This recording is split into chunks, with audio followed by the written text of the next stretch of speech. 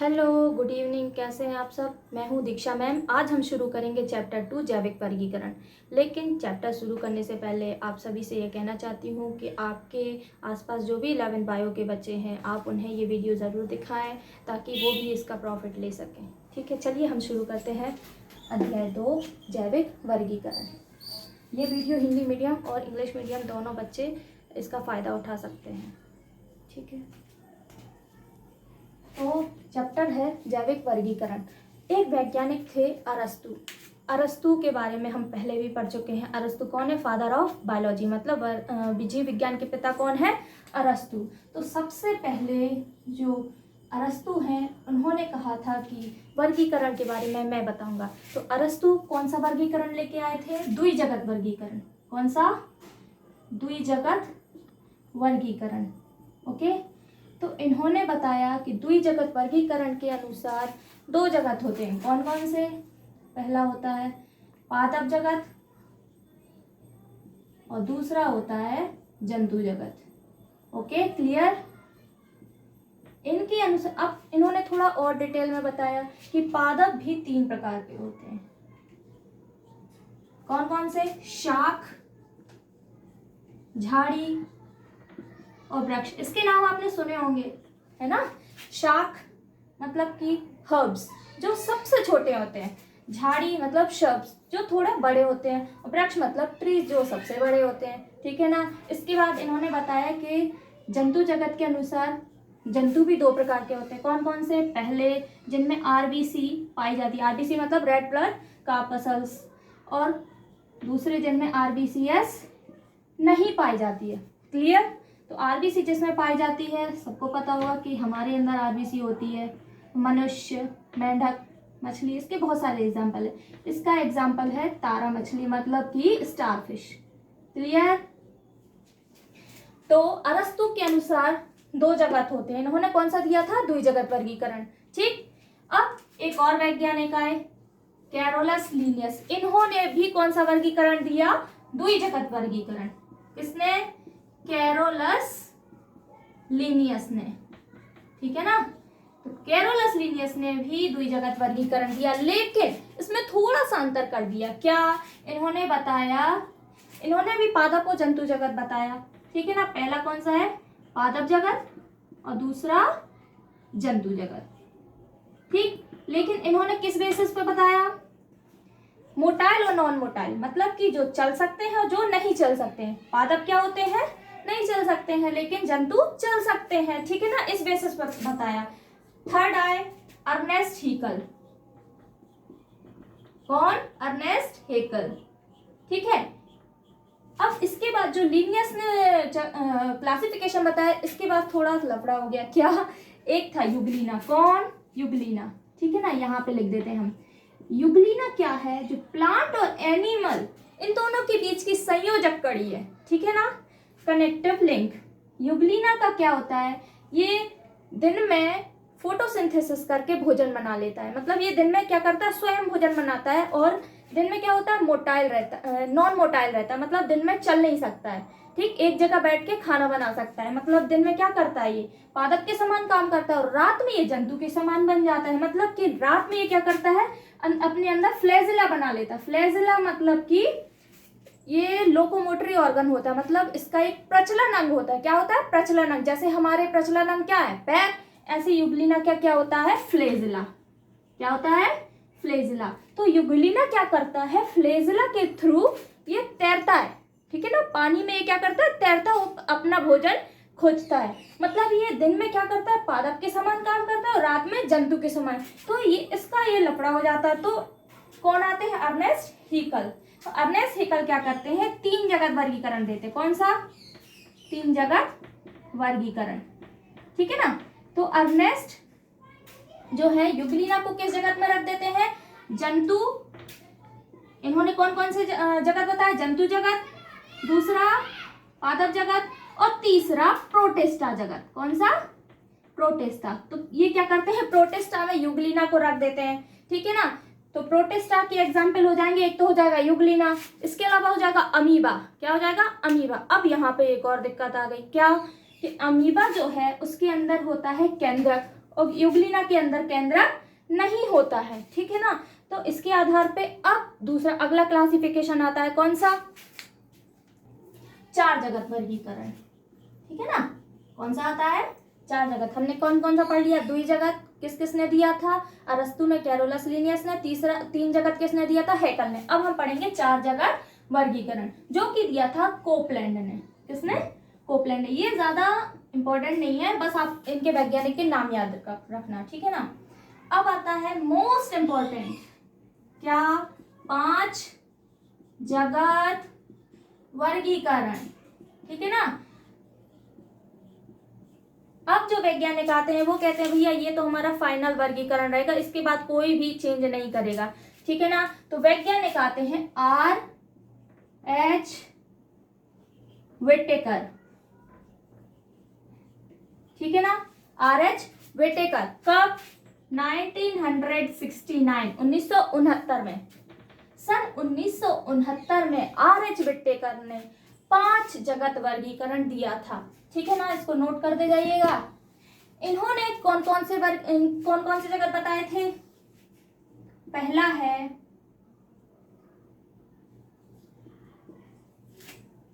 Protista, कौन सा, protista, Monera, ठीक है, फंजाई, चौथा पादप जगत, जिसे हम प्लांटी भी कहते हैं, ठीक है, या पादप जगत, और लास्ट एनिमेलिया, मतलब कि जंतु जगत, ठीक है। तो R.H. व्हिटेकर ने कौन कौन से बताए थे, जल्दी जल्दी फिर से रिपीट कीजिए। प्रोटिस्टा जगत, मोनेरा जगत, फंजाई जगत, जिसे हम कवक भी कहते हैं, ठीक है ना, इसके अंतर्गत सारी फंजाई आ जाती है। नेक्स्ट प्लांटी और लास्ट एनिमेलिया। तो 5 जगत वर्गीकरण के क्या लाभ है, मतलब 5 जगत वर्गीकरण की आवश्यकता क्यों पड़ी R.H. व्हिटेकर साहब को, ठीक है ना। तो सबसे पहले जो द्विजगत, त्रिजगत और 4 जगत वर्गीकरण आए, उनमें क्या क्या नहीं बताया गया जो कि 5 जगत वर्गीकरण में बताया गया। तो सबसे पहले इन्होंने जो है एक कोशिकीय, मतलब यूनिसेल्युलर, मतलब ऐसे जीव जो केवल एक कोशिका के बने होते हैं, ठीक है ना, एवं बहुकोशिकीय, मतलब मल्टी सेल्यूलर, ऐसे जीव जो बहुत सारी कोशिकाओं से बने होते हैं, ठीक। इन जीवों को क्या किया गया, अलग अलग रखा गया, ठीक है ना। मतलब एक कोशिकीय वाले जो जंतु है उनको अलग और बहुकोशिकीय वालों को अलग। लेकिन जो द्विजगत, 3 जगत थे उसमें क्या किया गया था, सबको एक साथ रख दिया गया था। सेकंड, स्वपोषी होते हैं, मतलब कि ऑटोट्रॉप्स। स्वपोषी मतलब ऐसे जंतु जो अपना भोजन क्या करते हैं, स्वयं बना लेते हैं, जैसे सभी हरे पेड़ पौधे। एवं विषमपोषी, विषमपोषी कौन, जो अपना भोजन स्वयं नहीं बनाते हैं, मतलब दूसरों पे आश्रित रहते हैं, डिपेंड रहते हैं, ठीक। इनको भी क्या किया गया, अलग अलग रखा गया। तो बहुकोशिकीय और एक कोशिकीय जीवों को इसमें क्या किया गया, 5 जगत में अलग अलग रखा गया। स्वपोषी एवं विषमपोषी जंतुओं को भी क्या किया गया, अलग अलग रखा गया, ठीक है ना। नेक्स्ट आता है प्रकाश संश्लेषी। प्रकाश संश्लेषी मतलब कि ऐसे पौधे जो प्रकाश संश्लेषण करते हैं, और अप्रकाश संश्लेषी मतलब जो प्रकाश संश्लेषण नहीं करते हैं, जैसे कीटभक्षी पौधे, ठीक। अप्रकाश संश्लेषी पौधों को अलग अलग रखा गया, ठीक है ना। पौधों को क्या किया गया, अलग अलग रखा गया, ठीक है ना।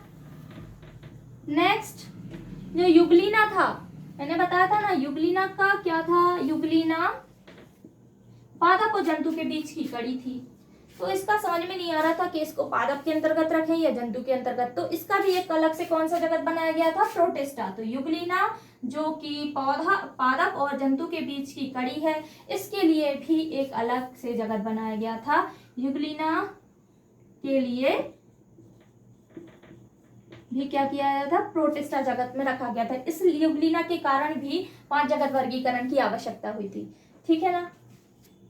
अब हम शुरू करेंगे अध्याय 2 के अंतर्गत 2.1 जगत मोनेरा। इसके क्या लक्षण होते हैं? तो सबसे पहला मोनेरा के अंतर्गत राइजोबियम, ब्लू ग्रीन एल्गी, ये सब आते हैं, ठीक है ना। तो मोनेरा जगत के जो प्राणी है वो कैसे होते हैं? तो सबसे पहले हम देखेंगे ये कैसे होते हैं, एक कोशिकीय, मतलब ये कैसे बने होते हैं, केवल एक कोशिका से बने होते हैं, ठीक है। ये बहुत छोटे छोटे से होते हैं, कैसे, सूक्ष्म। इनका शरीर कैसा होता है, सूक्ष्म, ठीक है। अब इनमें कोशिका भित्ति पाई जाती है, ठीक है ना। कोशिका भित्ति मतलब सेल वॉल, जो कोशिका होती है इसकी, उसके चारों ओर एक मोटी परत होती है, जैसे क्या कहते हैं, कोशिका भित्ति, जो कि सेल्यूलोज की बनी होती है। इसके अलावा पॉलीसैकेराइड, ठीक है, पॉलीसैकेराइड की बनी होती है, पॉलीपेप्टाइड, इन सबसे ये सेल वॉल मिलकर बनी होती है। ये कैसे होते हैं, प्रोकैरियोटिक। प्रोकैरियोटिक, ये शब्द याद रखना थोड़ा टफ है। प्रोकैरियोटिक का मतलब होता है ऐसे जीव या पौधे जिनका विकास पहले हुआ था। कब हुआ था, पहले, और इनमें न्यूक्लियस नहीं पाया जाता है। तो प्रोकैरियोटिक वो होते हैं जिनमें न्यूक्लियस एब्सेंट होता है, ठीक है ना। इसके अलावा एक और होते हैं यूकैरियोटिक, जिनमें न्यूक्लियस पाया जाता है और जिनका विकास बाद में हुआ रहता है, ठीक है ना। इनमें क्या होता है, फ्लैजेला, यानी इसका प्रचलन अंग फ्लैजेला पाया जाता है, ठीक है ना, फ्लैजेला प्रेजेंट होता है।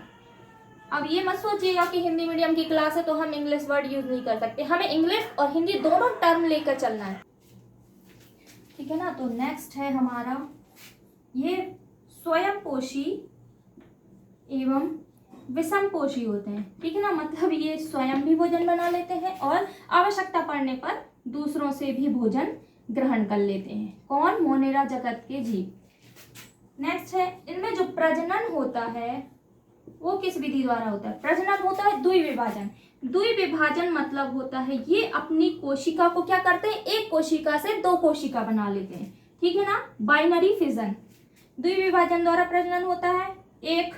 दूसरा होता है बडिंग, मतलब कलिकायन, ठीक है। द्विविभाजन में क्या होता है, एक कोशिका से दो कोशिकाएं बन जाती हैं, ठीक है। और बडिंग में क्या होता है, जैसे मान लो ये है एक शरीर, तो यहां से एक बड निकलती है और फिर ये बड अलग होकर के एक नया शरीर बना लेती है, ये है क्या, बडिंग, ठीक है। नेक्स्ट, इसमें पाई जाती है नाइट्रोजन स्थिरीकरण की क्षमता, मतलब N2 फिक्सेशन की क्रिया पाई जाती है, ठीक है। N2 फिक्सेशन मतलब कि ये पौधे क्या करते हैं, इनकी जड़ों में क्या पाई जाती है, कुछ नोड्स पाई जाती है, गठाने पाई जाती हैं, जो कि वातावरण से नाइट्रोजन को क्या कर लेते हैं, स्थिरीकरण कर लेते हैं, क्योंकि इन पौधों में, कुछ पौधे जो होते हैं इनमें नाइट्रोजन की कमी होती है। फॉर एग्जाम्पल, मोनेरा जगत की हम एग्जाम्पल देखते हैं, राइजोबियम, ठीक है, और नीली हरी शैवाल। नीली हरी शैवाल मतलब जिसे हम शॉर्ट में ब्लू ग्रीन एल्गी या BGA भी कहते हैं, ठीक है, कंप्लीट।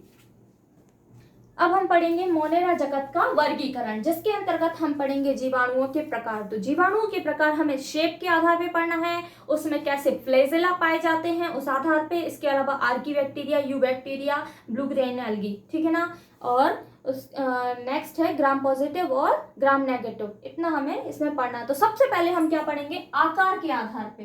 किस बेसिस पे, आकार के आधार पर जीवाणुओं के प्रकार, ठीक।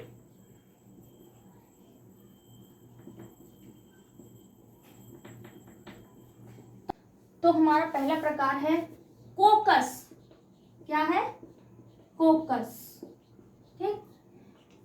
कोकस मतलब ऐसे जीवाणु जिनका आकार गोलाकार होता है, ठीक है, यानी कि ये कैसे होते हैं, गोलाकार। गोलाकार जीवाणुओं को हम क्या कहते हैं, कोकस जीवाणु, ठीक। अब कोकस के भी कई प्रकार होते हैं, कौन कौन से, नंबर 1 होता है मोनोकोकस। मोनो मतलब होता है एक, क्या होता है, एक। मोनोकोकस में क्या होगा, मैंने बताया कि कोकस मतलब क्या होता है, गोलाकार जीवाणु। तो मोनोकोकस में क्या होगा, कितने गोलाकार जीवाणु होंगे, केवल एक। ठीक है ना। सेकंड हमारा आता है डिप्लोकोकस। डिप्लोकोकस मतलब होता है दो। क्लियर। तो डिप्लोकोकस में क्या होता है, दो कोकस आपस में जुड़े होते हैं, ऐसे जीवाणु को हम क्या कहते हैं, डिप्लोकोकस। थर्ड हमारा आता है टेट्राकोकस। ओके, तो टेट्रा मतलब होता है चार। टेट्रा मतलब क्या होता है, चार। तो इसमें क्या होगा, चार जो कोकस बैक्टीरिया है वो आपस में जुड़े होते हैं। ओके। नेक्स्ट हमारा आता है स्ट्रेप्टोकोकस। कौन सा, स्ट्रेप्टोकोकस। स्ट्रेप्टो का मतलब होता है चेन, यानी एक श्रृंखला। तो स्ट्रेप्टोकोकस में जो जीवाणु होंगे वो क्या होंगे, एक चेन के रूप में एक दूसरे से जुड़े होंगे। इस तरीके से देखिए, ये है स्ट्रेप्टोकोकस। ठीक है ना, ये पूरी क्या बन जाती है, चेन। ठीक।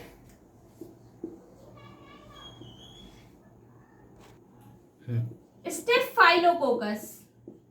क्या, स्टेफाइलोकोकस। साथ साथ में इसका डायग्राम बनाना है आपको और लिखना भी है। तो स्टेफाइलोकोकस में क्या होता है, जो बैक्टीरिया है वो गुच्छे के रूप में एक दूसरे से जुड़े होते हैं, अंगूर के गुच्छे के समान, इस तरह से।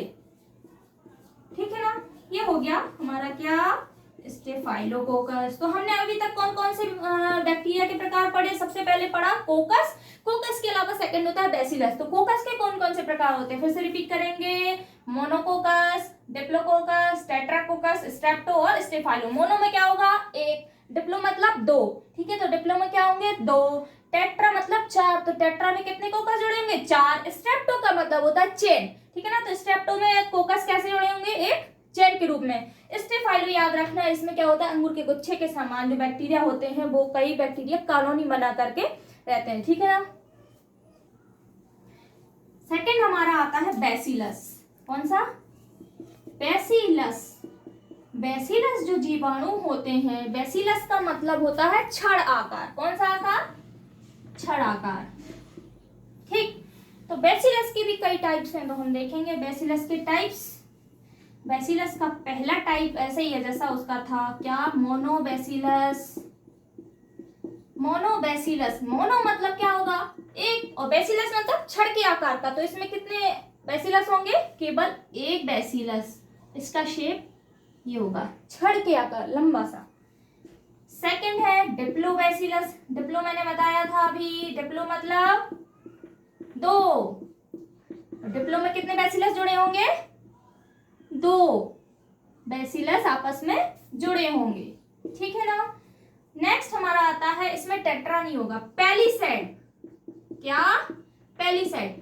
पेलिसैड में चार बैसिलस होते हैं, लेकिन ऐसे चेन के रूप में नहीं, एक के ऊपर एक बैसिलस जीवाणु जुड़े होते हैं। इस टाइप से बैसिलस जीवाणु एक के ऊपर एक रखे रहते हैं। ठीक है ना। नेक्स्ट हमारा आता है स्ट्रेप्टोबैसिलस।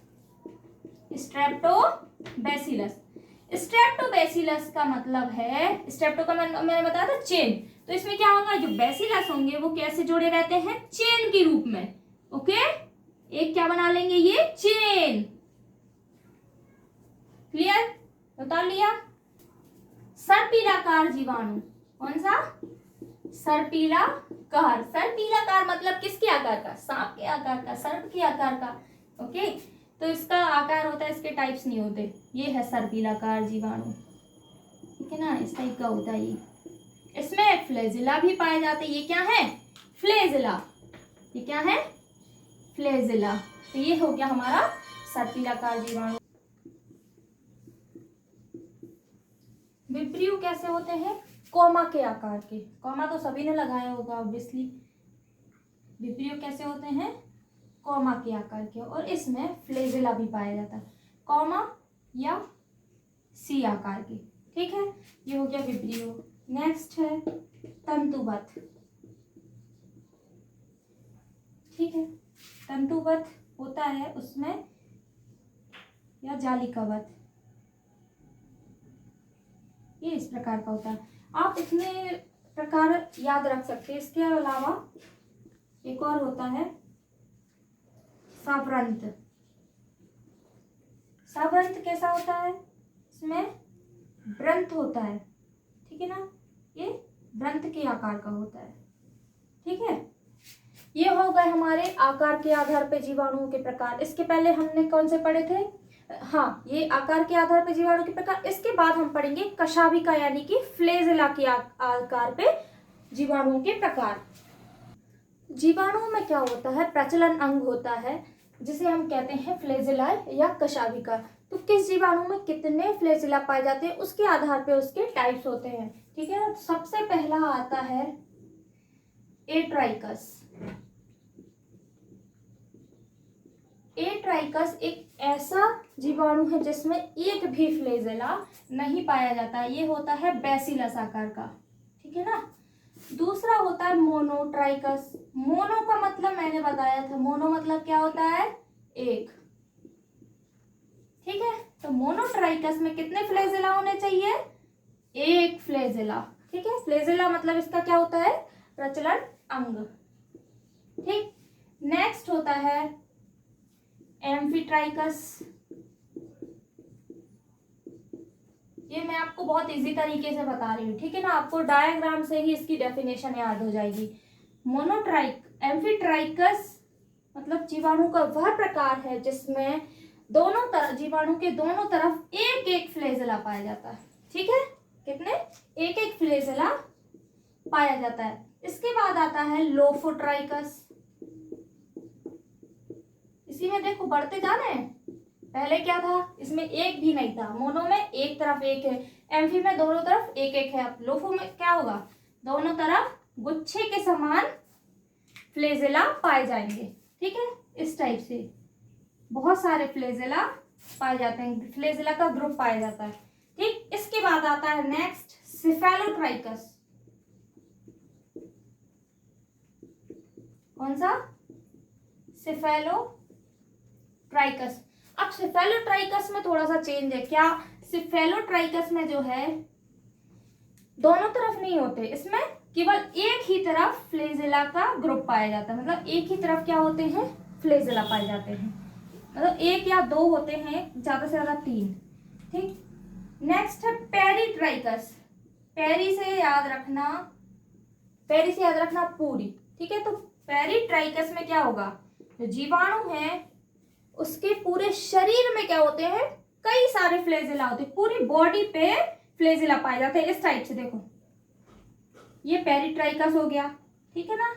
ये बैक्टीरिया होते हैं, इसकी पूरी बॉडी में जो है फ्लेजेला पाए जाते हैं। अब हम शुरू से देखेंगे। सबसे पहले हमने क्या देखा?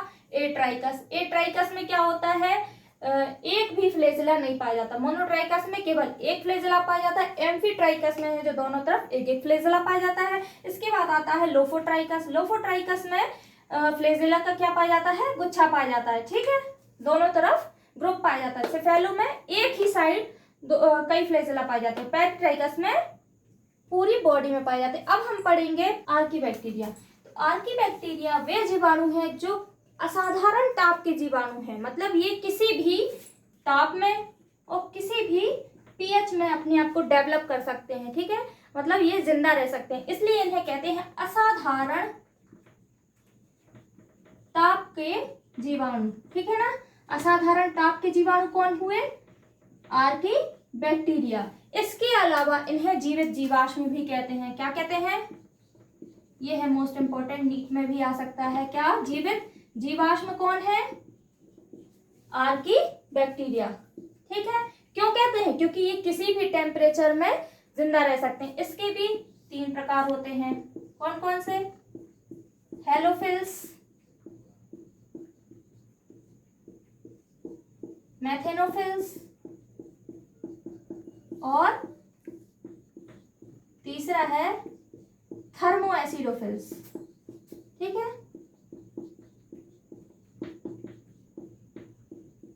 ठीक, तो हेलोफिल्स जो होते हैं वो ऐसे जीवाणु हैं जो लवणीय पानी में पाए जाते हैं। मैथेनोफिल्स या मैथेनोजेंस वो होते हैं जो मेथेन उत्पन्न करते हैं। मेथेन मतलब CH4, ठीक है ना। ये कहाँ होते हैं? लवण में, लवणीय जल में, ठीक। और थर्मो, थर्मो मतलब होता है तापमान, थर्मो, ये ऐसे होते हैं जो गर्म झरनों में पाए जाते हैं। कहाँ पे? गर्म झरनों में पाए जाते हैं। क्लियर? इसके बाद आता है यू बैक्टीरिया।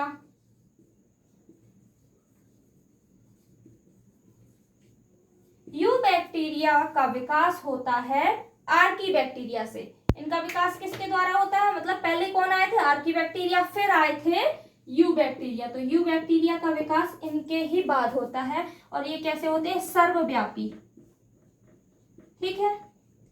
और प्रोकैरियोटिक, प्रोकैरियोटिक का मतलब मैं पहले भी बता चुकी हूँ। प्रोकैरियोटिक का मतलब होता है जिनका विकास पहले हुआ और इनके अंदर न्यूक्लियस नहीं पाया जाता है। और ये भोजन कैसे बनाते हैं? विषमपोषी, स्वपोषी भी होते हैं और मतोपजीवी भी होते हैं। इनमें सभी प्रकार का पोषण पाया जाता है, ठीक है। इसके बाद आता है साइनोबैक्टीरिया। क्या? साइनोबैक्टीरिया या साइनो जीवाणु। साइनो जीवाणु का मतलब होता है नीले हरे शैवाल, ठीक है ना। इन्हें नीली हरी शैवाल भी कहते हैं। और ये कहाँ हो पाए जाते हैं? नमी वाले एरिया में, नीली हरी शैवाल। काई, जैसे काई भी कहते हैं, काई तो सबने देखी होगी। तो नीली हरी शैवाल को हम क्या कहते हैं? साइनो जीवाणु। इसे शॉर्ट में BGA कहते हैं, ब्लू ग्रीन एल्गी। नेक्स्ट हमारा है ग्राम पॉजिटिव और ग्राम नेगेटिव। ग्राम धनात्मक जीवाणु वे होते हैं जिन्हें क्रिस्टल वॉयलेट रंग से रंगने पर ये रंग जाते हैं। मतलब इनमें क्या हो जाता है? स्टैंड हो जाता है, ये कलरफुल हो जाते हैं, ठीक है। तो वो कहलाते हैं ग्राम धनात्मक जीवाणु। ग्राम धनात्मक उनका नाम ही इसी आधार पर पड़ा क्योंकि इन दोनों जीवाणु को क्या किया था? क्रिस्टल वॉयलेट रंग में रंगा था। तो कुछ जीवाणु रंग में रंग गए थे, मतलब उनमें पर्पल कलर आ गया था, और कुछ जीवाणु में पर्पल कलर नहीं आया था, इसलिए उनको क्या दे दिया नाम? Gram negative. तो इनमें क्या होता है? इन जीवाणु में स्टैंड नहीं होता, मतलब ये रंगीन नहीं हो पाते, स्टैंड नहीं होते हैं, ठीक है ना। इसके अलावा कुछ और अंतर है, देखते हैं हम। ग्राम धनात्मक जीवाणु, इनमें फ्लेजेला नहीं पाया जाता। फ्लेजेला मैंने बताया था इस टाइप से, तो इसमें क्या होता? फ्लेजेला नहीं पाया जाता। लेकिन ग्राम नेगेटिव में फ्लेजेला पाया जाता है, ठीक है। इसमें एमिनो एसिड होते हैं। इसमें कितने एमिनो एसिड होते हैं? 8 एमिनो एसिड होते हैं, ठीक है ना। कितने? 8। लेकिन इसमें कितने होते हैं? 20 एमिनो एसिड्स, ठीक है। 20 अमीनो एसिड्स किसमें पाए जाते हैं? ग्राम नेगेटिव में, ठीक है। तो ये आप याद रखना कि ग्राम धनात्मक में क्या होता है? ये इनको रंगने पर रंग जाते हैं और इनको रंगने पर ये नहीं रंग पाते हैं, ठीक है ना। तो इसमें होती है लिपिड की मात्रा कम, की लिपिड की मात्रा होती है कम और इसमें ज्यादा।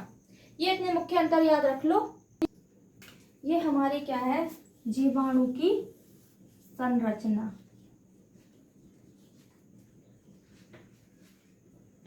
जीवाणु की संरचना में कौन कौन से भाग होते हैं? इस जीवाणु के चारों ओर एक मोटी परत होती है, ठीक है ना। ये बहुत मोटी परत होती है जिसे हम कहते हैं कैप्सूल। क्या कहते हैं? कैप्सूल। कैप्सूल जो होता है जीवाणु का सुरक्षात्मक कवच होता है। मतलब ये जीवाणु को बाहरी वातावरण से क्या करता है? सुरक्षा प्रदान करता है। इसके बाद कैप्सूल के अंदर ये जो एरिया है ये क्या कहलाता है? कोशिका भित्ति, जैसे हम कहते हैं सेल वॉल, ठीक है ना। सबसे बाहर क्या होता है? कैप्सूल। नेक्स्ट है सेल वॉल। अब सेल वॉल के बाद में ये पतली झिल्ली होती है। सेल वॉल के बाद एक पतली सी झिल्ली होती है जिसे कहते हैं प्लाज्मा झिल्ली। क्या कहते हैं? प्लाज्मा झिल्ली या प्लाज्मा मेम्ब्रेन, ठीक। नेक्स्ट अब हम देखते हैं बैक्टीरिया के अंदर क्या क्या पाया जाता है। बैक्टीरिया में एक घुमावदार संरचना होती है जिसे कहते हैं हम न्यूक्लियाइड। क्या कहते हैं? न्यूक्लियाइड या डीएनए, इसे कहते हैं हम न्यूक्लियोइड, ठीक। लेकिन न्यूक्लियोइड के अलावा भी एक और आनुवांशिक संरचना होती है जिसे ये दिख रहा है, ये क्या कहलाता है? प्लाज्मिड। ये क्या कहलाता है? प्लाज्मिड। तो मुख्य आनुवांशिक पदार्थ कौन हुआ? न्यूक्लियोइड। लेकिन न्यूक्लियोइड के अलावा भी कुछ आनुवांशिक पदार्थ होते हैं जिसे हम कहते हैं प्लाज्मिड। ये होते हैं राइबोसोम। आरएनए, ये है एमआरएनए। एमआरएनए का काम क्या है? इसका फुल फॉर्म होता है मैसेंजर। तो एमआरएनए क्या करता है? जो अमीनो एसिड है उनका संदेश क्या करता है? दूसरे अमीनो एसिड तक ले जाता है। ये होते हैं स्टोरेज ग्रेन्यूल्स, मतलब कि खाद्य संरचना को इकट्ठा करने वाले ग्रेन्यूल। ठीक है ना, इसको कहते हैं स्टोरेज ग्रेन्यूल।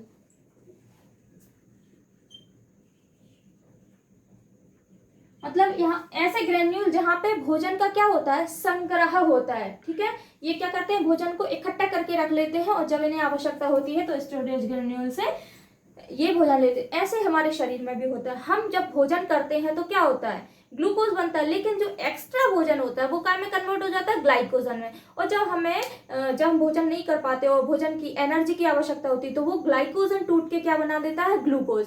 तो ग्लूकोज से हमें फिर दोबारा से एनर्जी मिल जाती है। देखते हैं कि जो बैक्टीरिया है इसकी पूरी बॉडी में क्या पाए जाते हैं? धागे नुमा संरचना होती है जिसे हम कहते हैं फ्लेजिला। क्या कहते हैं? फ्लेजिला। फ्लेजिला हम पहले भी पढ़ चुकी। तो जो फ्लेजिला है वो जीवाणु का क्या है? प्रचलन अंग। फ्लेजिला को कशाभिका भी कहते हैं। क्लियर? इसके अलावा फ्लेजिला के अलावा एक और बड़ा तंतु होता है जिसे कहते हैं फ्लेजिलम। क्या कहते हैं? फ्लेजिलम। ठीक है, ये भी तैरने में सहायता करता है बैक्टीरिया को। ठीक, ये जो इसमें बैक्टीरिया में तरल पदार्थ दिख रहा है छोटा छोटा डॉट के रूप में, ये क्या है? कोशिका का कोशिका द्रव्य। इसको भी हम इसी साइड लिख देते हैं। तो कोशिका द्रव्य को हम क्या कहते हैं? साइटोप्लाज्म। ठीक है, ये क्या है? इसका कोशिका द्रव्य। फ्लेजिलम के अलावा एक और यहाँ पे छोटी सी संरचना होती है जिसे कहते हैं फिम्ब्री या पिली। क्या कहते हैं? फिम्ब्री या पिली। ये हो गई हमारी जीवाणु की संरचना। तो इसमें कौन कौन से पॉइंट देखे हमने? सबसे पहले कैप्सूल। ठीक है ना, इसके बाद होती है अंदर ये सेल वॉल। सेल वॉल के अंदर क्या होती है? पतली सी झिल्ली, जैसे हम क्या कहते हैं? प्लाज्मा झिल्ली। ठीक है, इसके बाद हम आ जाते हैं, इसमें जो तरल पदार्थ भरा होता है यहाँ यहीं पे ले लेते हैं, ये होता है साइटोप्लाज्म। इसके बाद इसका मुख्य आनुवंशिक पदार्थ क्या है? ये हो गया 5वां पॉइंट, न्यूक्लियोटाइड। इसके अलावा जो आनुवंशिक पदार्थ होता है इसे कहते हैं हम प्लाज्मिड। ठीक है, अब इसमें जो मैसेंजर आरएनए है ये हो गया हमारा 7वां पॉइंट। ये आप चित्र के द्वारा अगर जीवाणु की संरचना याद करेंगे तो आपको बहुत आसानी जाएगी। ठीक है ना, इसके बाद इसमें खाद्य संग्रहण के लिए कुछ ग्रेन्यूल होते हैं जिसे हम क्या कहते हैं? Storage granule. इसमें चलने के लिए कुछ अंग पाए जाते हैं जिसे हम कहते हैं फ्लेजिला। फ्लेजिला के अलावा भी एक लंबी संरचना होती है जिसे हम कहते हैं फ्लेजिलम, और फ्लेजिलम के बाजू से एक और छोटी सी संरचना होती है जिसे हम कहते हैं पिली। ठीक, तो ये हो गई हमारी जीवाणु की संरचना। इसके अलावा कुछ रोग होते हैं जो बैक्टीरिया के द्वारा होता है। पहला है टाइफाइड। टाइफाइड होता है साल्मोनेला टाइफी से। ठीक है, ये क्या है? बैक्टीरिया का नाम है, ये आपको याद करना पड़ेंगे। ठीक, इसके अलावा होता है टीबी, जिसे हम ट्यूबरकुलोसिस भी कहते हैं। ये होता है माइक्रोबैक्टीरियम ट्यूबरकुलोसिस के द्वारा। ठीक है, नेक्स्ट है टेटेनस, जो होता है क्लोस्ट्रीडियम टेटेनी के द्वारा।